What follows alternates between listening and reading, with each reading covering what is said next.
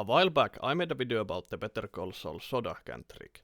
However, it was not made the best way possible, and now I will do the test again, hoping to get more accurate results. This time I am well prepared with 6 of both regular Coke and Pepsi Max to see if the sugar in the drink affects the result. And here I was, minding my own business, when all of a sudden this happens.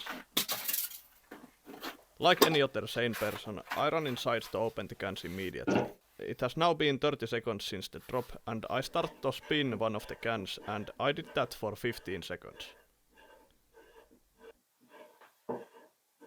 Then it's the moment of truth.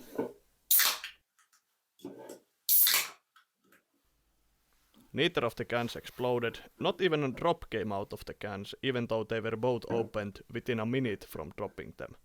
I thought maybe the drop was too gentle, so I gave the cans a little bit rougher treatment this time.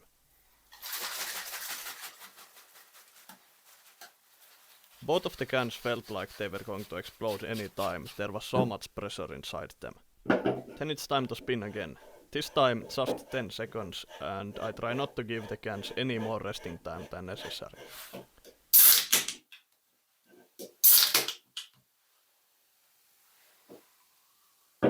And no difference. Both spitted out similar amount of Coke, and they were both opened within 15 seconds of shaking them.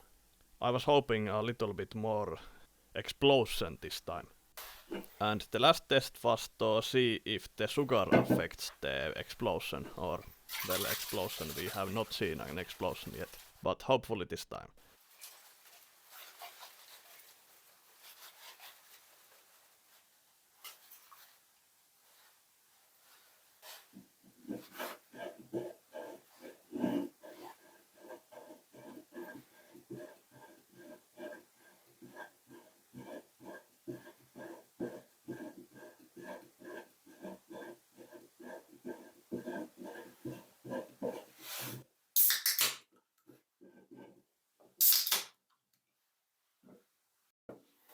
Nothing.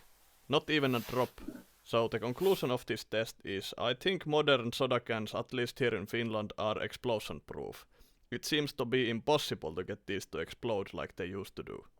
The temperature of these cans were something between fridge and room temperature. That might have impacted the results somehow. And with that, I did not notice any difference between spinning the can or not spinning, but feel free to try this at home and let me know if you came to a different conclusion. Thanks for watching, and like and subscribe for more stupid stuff.